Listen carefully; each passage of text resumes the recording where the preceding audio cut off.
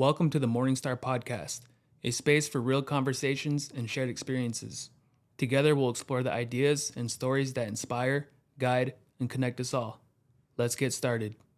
The MorningStar Podcast discusses topics related to recovery, addiction, and mental health, which may be sensitive for some listeners. We are not medical professionals, and this podcast is not a substitute for professional advice or treatment. Listener discretion is advised.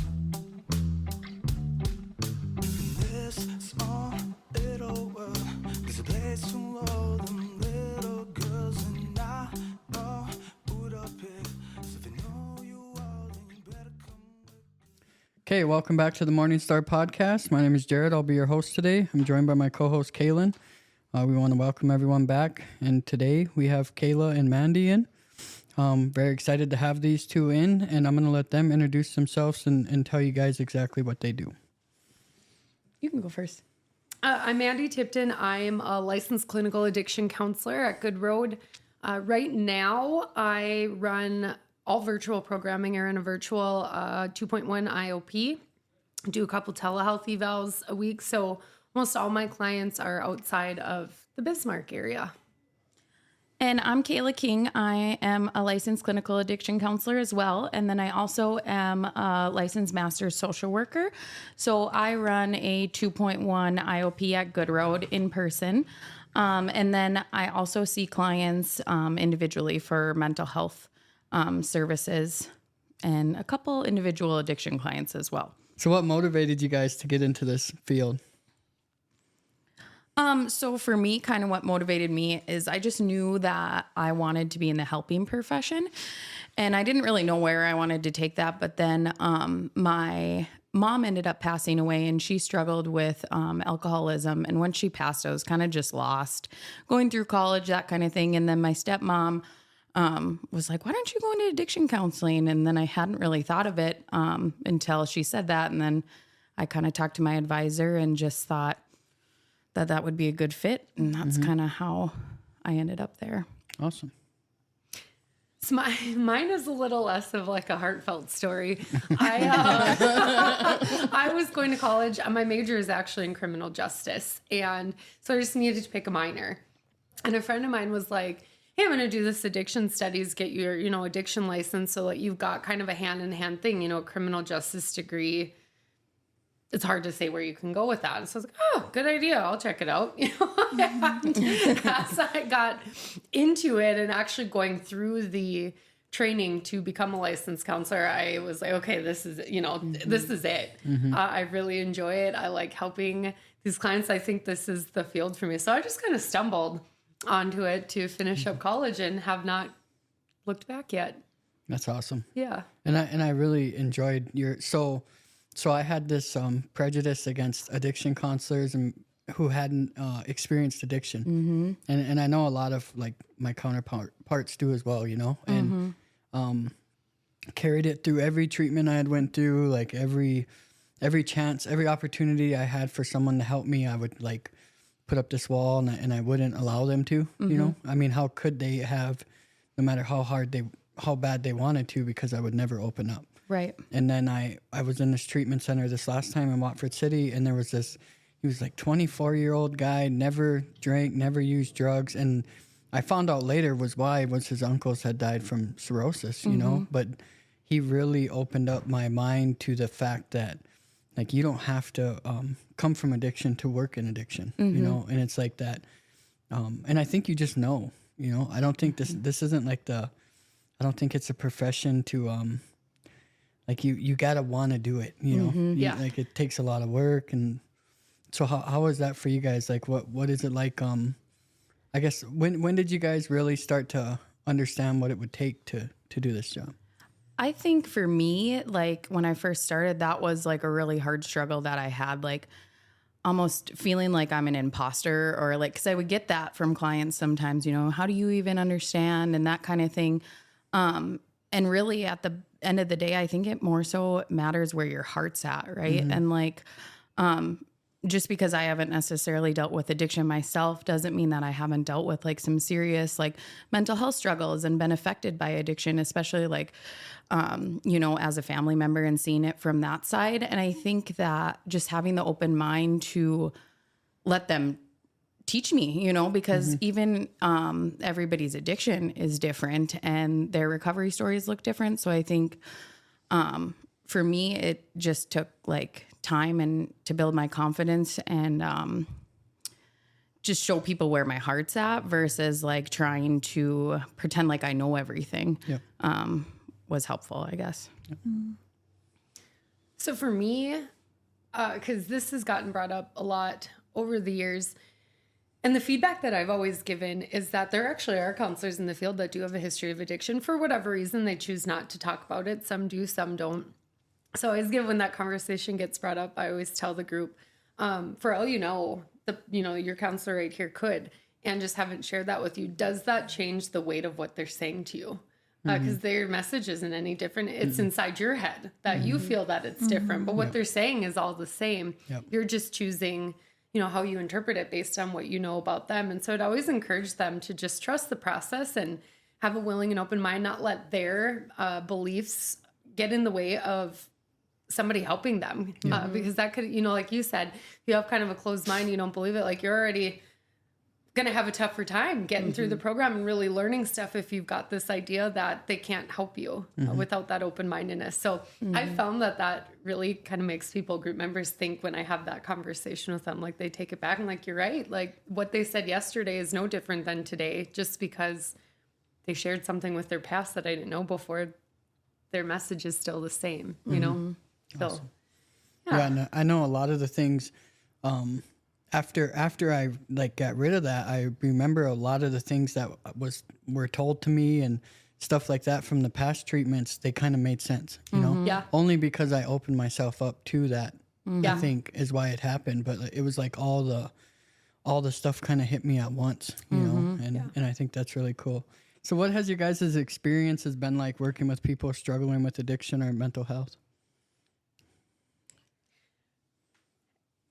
I don't know that I can really just put it into words. I've been licensed for over 11 years, and about 5 years prior to that, I was still running groups in the halfway house. So, I mean, I've been doing this for a really long time. It's there's a whole spectrum, right? There's some really tough days. There's some really hard, sad days. And then there are some amazing celebrations and stories and change in people that make every one of those bad days worth it. And so it's been my experience. It's a ride. I don't really know how to describe it. I agree. Like when you were talking, I was just thinking of like an emotional roller coaster. Like some moments and it can happen in the course of 5 minutes. Like you can go from like a super sad, somber moment to like this happiness and joy and seeing this like different success. But I think personally too, I leave work every day and I learn something, and I kind of grow as a human. I think oftentimes we're looked at as like we're supposed to know the answers or be like the experts, and really we just kind of help guide conversation and help people get to places, that they already know, just like help them kind of process it out. And so I think that it's really like made me a better human. So I learn a lot. I don't know.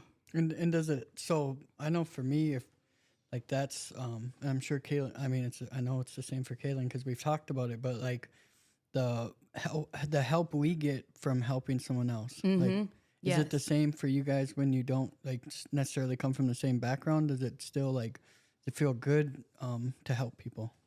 Absolutely. I think so. Yeah. I feel really good when I help someone out. I think that's why I'm in this profession, is because it feels good to help. It just feels, I don't even know necessarily that, like it's not my own satisfaction, but just to see somebody succeed in front of your eyes is really cool. Considering sometimes, when you first meet them, they are beyond broken and they are at their lowest of low. And then to see, what they can do in a short amount of time, what they can do a year later is just really cool. And that motivates me to keep me going.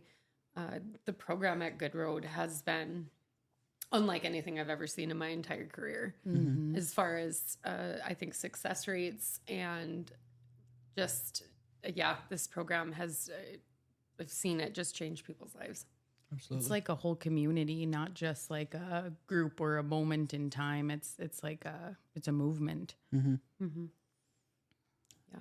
I have a question. So I know when I do transports, older women, my mother is an alcoholic as well.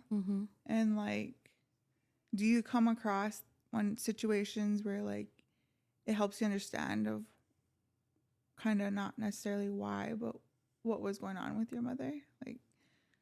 Yeah. Actually, that has been something that's been really hard for me because of how I showed up as a daughter. Oh, I might get emotional.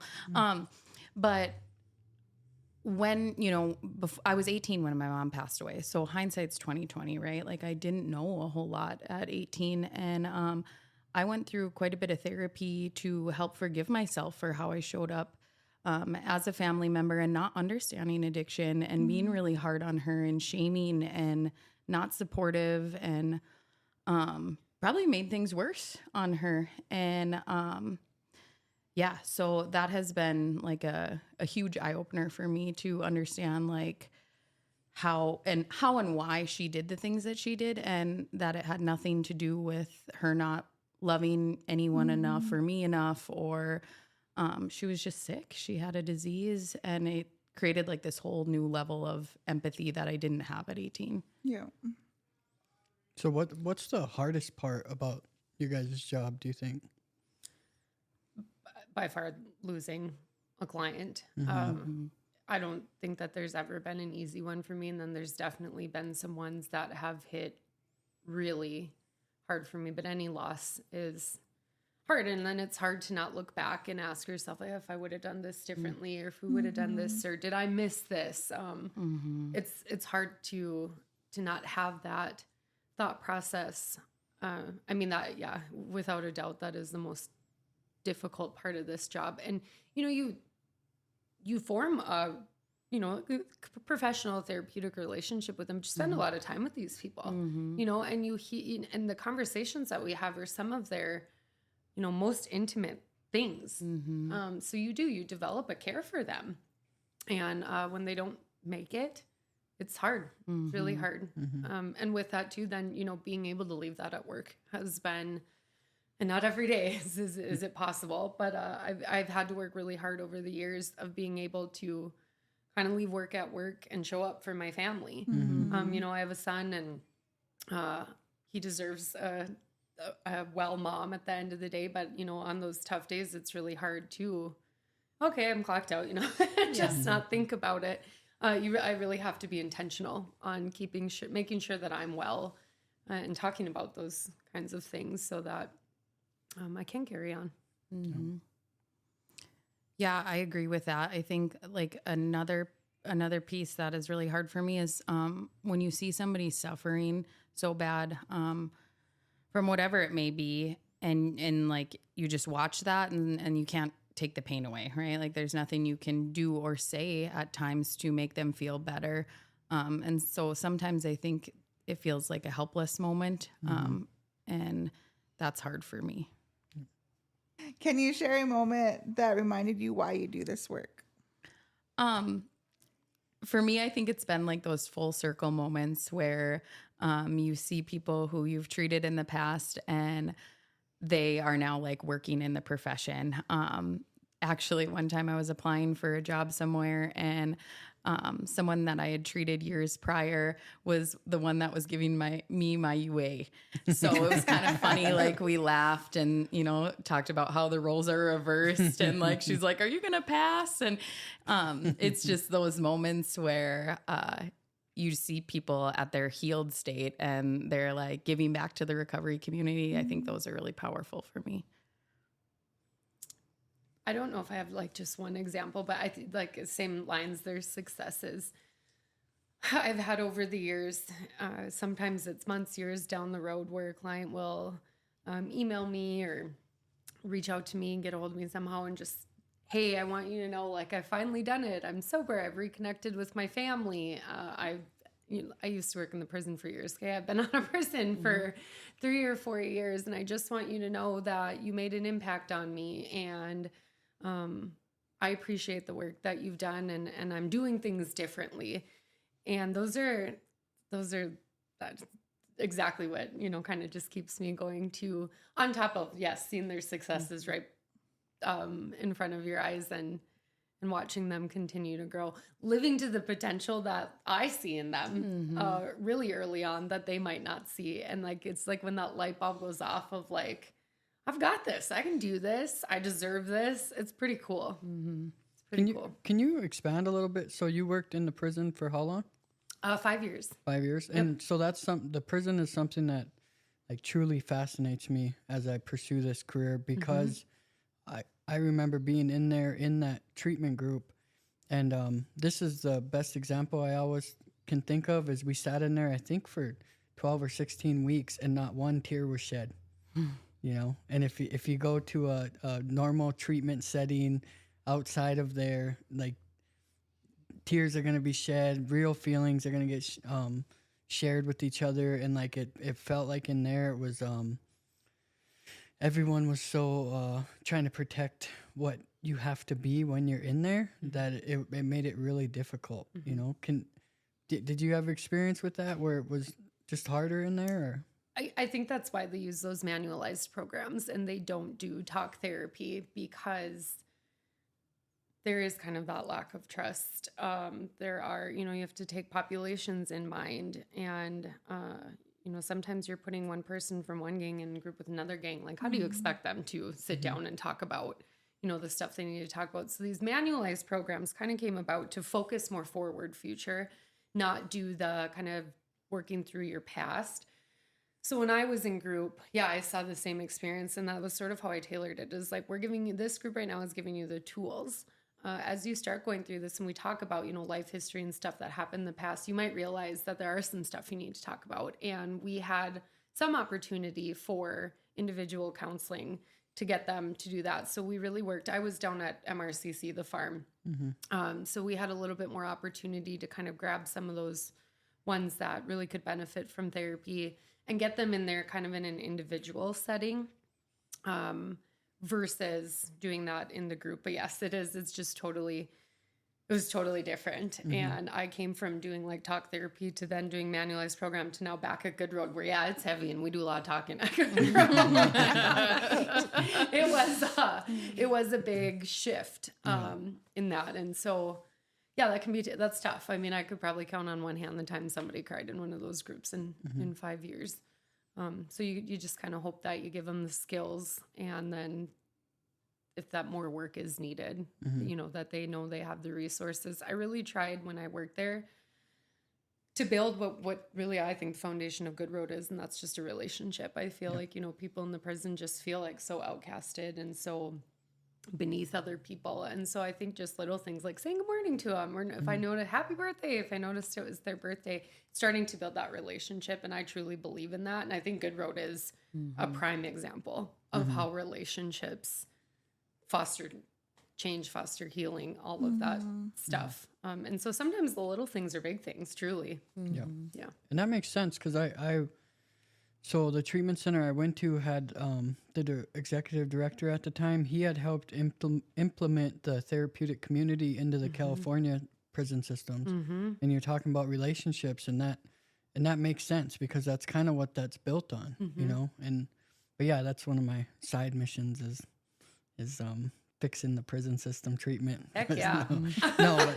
Making the prisoners cry. That's the goal, No, but I always that turns over in my head probably once a week, about how, because not only have I been in there, I have friends in there, brother in there, and it's just like, that time doesn't need to get wasted, because they're not going anywhere. So it would be great. And I didn't know they had individual out at MRCC. That I know that would have helped me. So what do you guys think are some common misconceptions people have about therapy and treatment?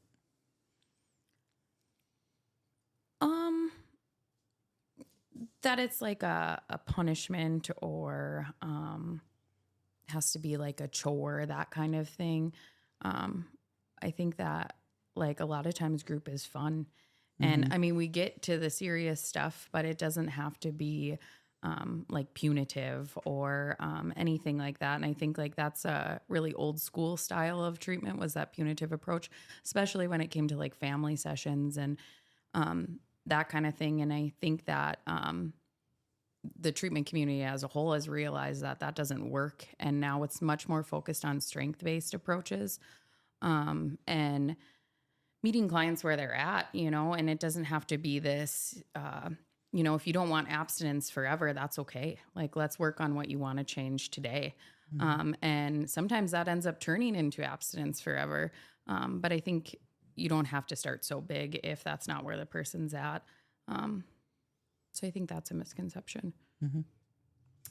I'm going to table right off it because that's what came to mind for me, is that the misconception that you have to be 100% motivated to be sober and change for treatment to work. And I don't agree with that. I always tell my group, I don't care what brought you into this group, whether it's your mom kicked you out or you don't want to go to jail or your PO said so. I don't care. You came here and that's a motivation to work on. Yeah, if you have zero motivation to be sober forever, it's going to be a little bit harder for you than someone that's motivated, sure, but it's not impossible. And I agree with Kayla on some of that harm reduction approach, that you don't have to be all in all the time. And that doesn't mean that we can't get you there. And I tell my clients that all the time, I just have an open mind. Like, you know, and be honest with me, because I can work with honesty. And I'll have some saying like, yeah, I'm going to smoke weed again someday. And I say, okay, I just want you to keep an open mind about recovery while we're in this group. And who knows, in 2 months, you might change your mind. In 2 months, you might say, you know what, Mandi, this is fun. I'm going to go smoke weed. And that's your choice. And I tell them that all the time. I don't have to live your life. I don't have to suffer your consequences. I just want you to have an open mind, and who really knows what's going to happen at the end. And I think that that's helped my clients feel that they can come in and they can be honest, and they're not going to be told you're not going to make it, or, you know, if you don't act like you're in recovery, you can't be in this group. You don't have to be there right away for therapeutic interventions to work. Yeah, no, I had no intentions on staying sober the rest of my life when I went to treatment this last time. I wasn't even, and my plan when I got there was to get back on my Adderall prescription and get back on medical marijuana. That was my sobriety plan when I got to treatment. And then I left, obviously, with enough knowledge to know that I had to remain abstinent in order for me to live, basically. But without, you know, I don't know if I had the idea of that, I don't know if I would overcome the fear to even get there in the first place. You know? Yep. I think that's a thing that holds us back a lot of times is fear. Yes. Oh yeah.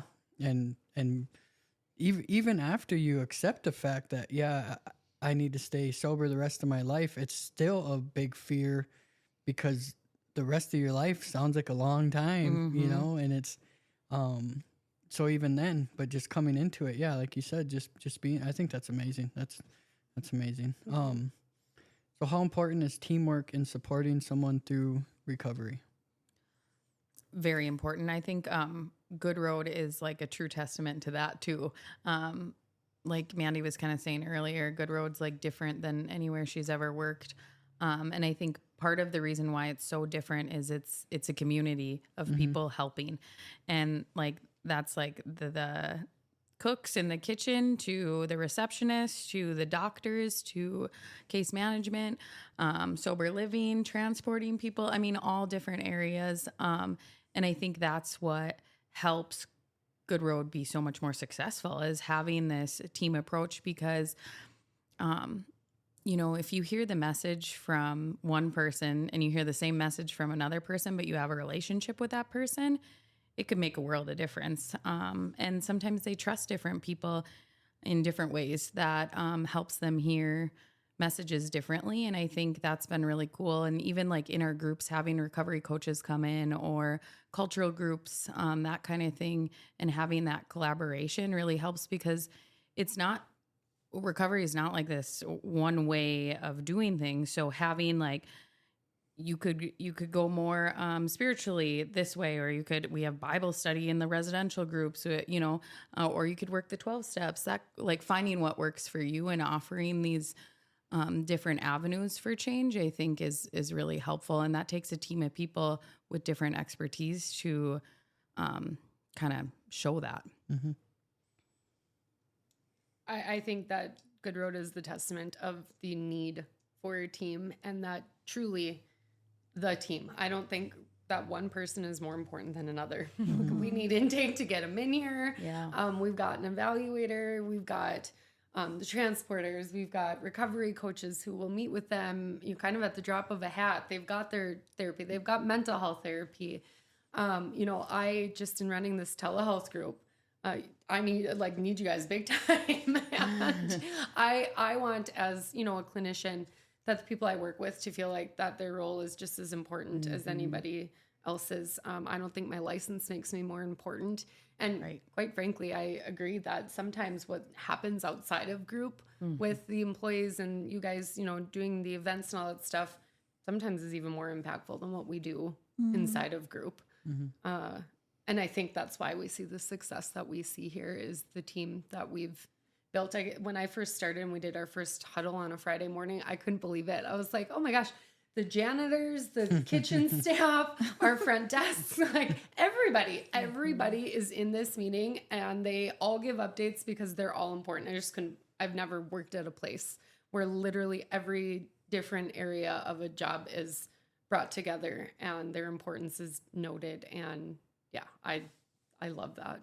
Yeah, that's all. And we really get to see it. So there's been some clients where it's been from the first pickup and then we'll see them up at Good Road. And then we do a life skills group once a week up there. So we see them in life skills and then we'll see them in sober living. And then we'll see them when they get out of sober living or if they have troubles and maybe they discharge from sober living, like we work with them then, so we get to see all the handprints that get put on their recovery, and it's awesome, man. Like, just like you guys, I've never seen it where everyone's involved and our cooks are in recovery, like so when they go in there to eat and during their lunch break, like chances are, they're going to be around that same environment. And yeah, I think that's awesome. And everybody's constantly like checking in on each other. Like, are you okay?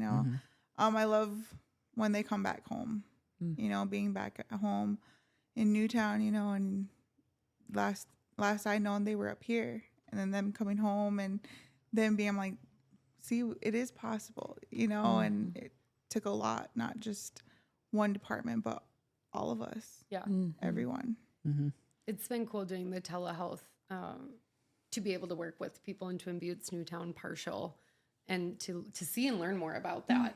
I think I had only been to Newtown maybe once in my entire life beforehand. And so when I started here, I was like, I need to go there. Like, I need to see what everyone's talking about, see that, and I'm learning so much about the community there. And my group members say that too. Like when they come into those sober livings, like, oh man, I went to a meeting last night in, Newtown or whatever. I ran into this person and like, man, if they can do it and they're like, I think I can do it. And it truly like just that impacts them. Because this is a pretty small community from an outsider looking in. Everybody knows that. Pretty much everybody knows everybody who knows everybody. And it is, like you said earlier, like a movement. People are healing together. There are meetings that are held that a huge group of people are going to instead of going to the bar on a Tuesday night. And it's just so cool. Like just that shift that is happening in front of our eyes is pretty awesome to see. I remember that's what Kayla went home for. Yeah, that was my biggest goal. Like, you guys were talking about having that one-on-one conversation with, clients and stuff. And I wasn't willing to talk. Like they would call me out, right? And I was like, God, this one's going to make me cry again. This one's going to make me cry.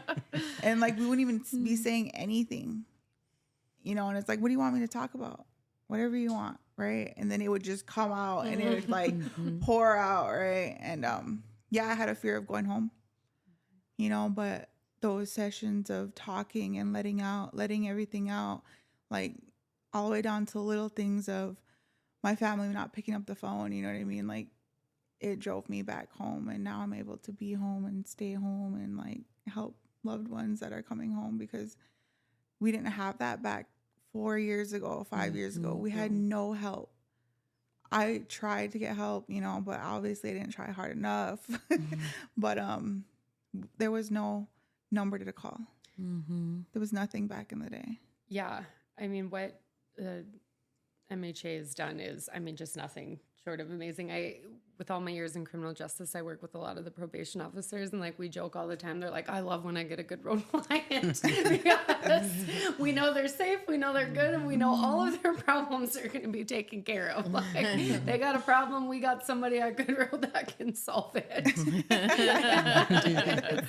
It's so true. And yeah, I mean, what has come in 5 years is really awesome. And there really are some opportunities that other treatment centers and other people just don't have. And again, it shows the successes. Having a sober living to go to when you get out of treatment, all of this stuff, building the meetings, getting sober people back home to start things, all of this is just, I mean, it's speaking for itself.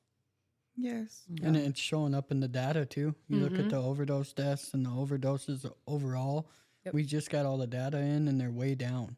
Over the last 2 years is where it really set in. But when I look, so part of my dream of becoming an addiction counselor was I wanted to help people on Standing Rock where I grew up. And I always had this idea in my head that like I was going to go down there and help. And what I've realized working here, and I know this is why I ended up here, is it was never one person, you know. It was all about getting people into a good place and then sending them back home. And then it just spreads, you know. And then you go up there now, and it's nothing to see the guys out cleaning up trash or doing the walks with the kids or participating in all the events. And they're always in the community. And all it takes is for one person to drive by and see them and know who they were and what they're doing now and wonder, like, what happened, you know. And yeah, it's spreading up there. And it's, I love seeing the vans. Yeah. There used to be no van. Yeah. When you say, hey, all those people are sober in that van, you know, like, that's amazing. I agree. So what would you say to someone who's thinking about asking for help but isn't sure yet? Just try it. You know, you're not out anything. If you don't like it, you get there and it's sucks and you hate every bit of it and you gave it a shot, you can leave. You know, nobody's holding you hostage. Just give it a shot. That's kind of what I would say, like simply anyway. Same. Talk to somebody in your community that you know that's in recovery that maybe can give you some advice. You know, talk to anybody. If you have questions, let's ease your anxiety. Let's answer them. And yeah, just like Kayla said, is that it's not, you know, you don't come in the door and we lock you in. If you just give it a try, if it's not for you, that's okay. But what do you have to lose, right? What do you have to lose? Exactly. And what might you gain? What's one thing you guys wish more people understood about addiction and mental health? For me, that it's beyond a choice. And I think we're getting there. I think that over the years, the stigma is definitely lessening, but it's not just a choice. It's not because they don't love their family enough, any of those things, that it is truly an illness and we can't love somebody, you know, that it's not the only way out of the addiction. Otherwise, nobody would be struggling because we are all loved by somebody. But that you just never know what somebody's gone through. And, you know, for me in all these years, like sometimes when I hear stories, like I can't help but think like, wow, no wonder why, you know, you picked up drugs and alcohol. And I sometimes think if people knew what somebody went through, that they'd be a little bit more empathetic to the situation. And not that anybody needs to tell anybody their business, but I just wish that the people would understand more that there's so much underneath. And not only just the bad things they've been through, but all the good things about them that are just dulled by that addiction. And just, I just wish more people in the community would would know and would understand that. And that, I mean, addiction just doesn't discriminate.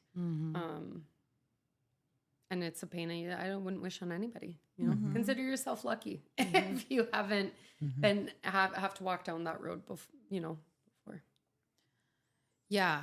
I don't know how to top that because I totally agree with all of that, or what to add to it, I guess, not top it. But the only other thing that I would say too is that it doesn't have to be a negative thing to have mental health struggles or addiction. I mean, sure, like some consequences come from it, but there is hope and healing.